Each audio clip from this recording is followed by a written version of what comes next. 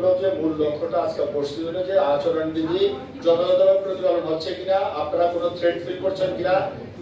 আমরা কখনো কোনোভাবেই কোনো অন্যায়কে আমরা প্রশ্রয় দিইনি, দেব না। এটা হলো আসল কথা, পরিষ্কার কথা। আপনারা অবশ্যই আচরণবিধিটা মেনে চলবেন। এখানে যা যা বলা আছে সেটা মানবেন, যেটা বলা নাই সেটা মানবেন না, মানে সেটা করবেন না।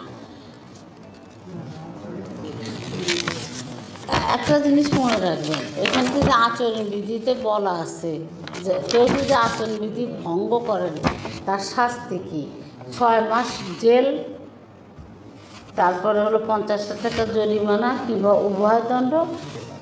এটা হলো আমাদের এরাই করতে পারবে, রিটার্নিং অফিসাররাই করতে পারবে।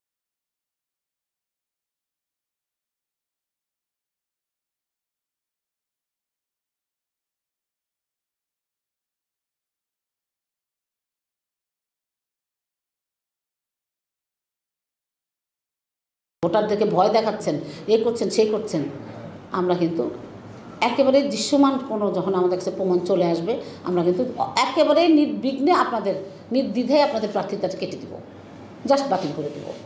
বাতিল করে দিলে আপনি কোর্টে যেতে পারলে যাবেন, না যেতে পারলে নাই, আপনার যে ভোগান্তি হওয়া সেটা হবে। আপনি প্রার্থিতা বাতিল হলে আপনি কাজ করতে পারলে করবেন, না করলে না করবেন, আমাদের কিচ্ছু করার নাই। আর এই দেখেন 33 নম্বর দফাটা যেটা, সেখানে বলা আছে যে কমিশন কর্তৃক প্রার্থিতা বাতিল। আমরা কমিশনও কিন্তু আমাদের নলেজে গেলে আমরা প্রার্থীদের বাতিল করে দিতে পারি যে কোনো মুহূর্তে, এবং আমরা অনেক দিয়ে ফেলছি, কত জায়গায় দিয়েছি, হয়তো সব পরিসংখ্যান আপনারা পান না, পেপার পত্রিকা সবসময় দেখা হয় না আপনাদের, কিন্তু আমরা তো, আমি কমিশন হিসেবে আমি তো জানি যে কতগুলো প্রার্থীদের বাতিল আমরা করে ফেলছি অলরেডি। এইগুলা আর ধরে ধরে আমি আর আপনাদের বলতে চাই না।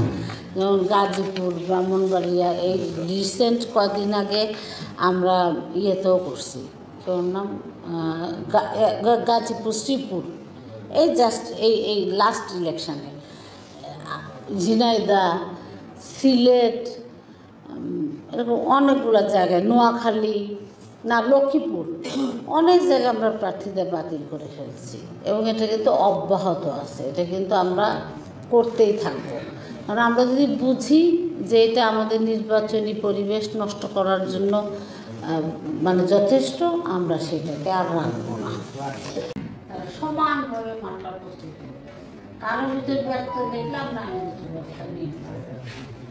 আমরা কিন্তু এখনো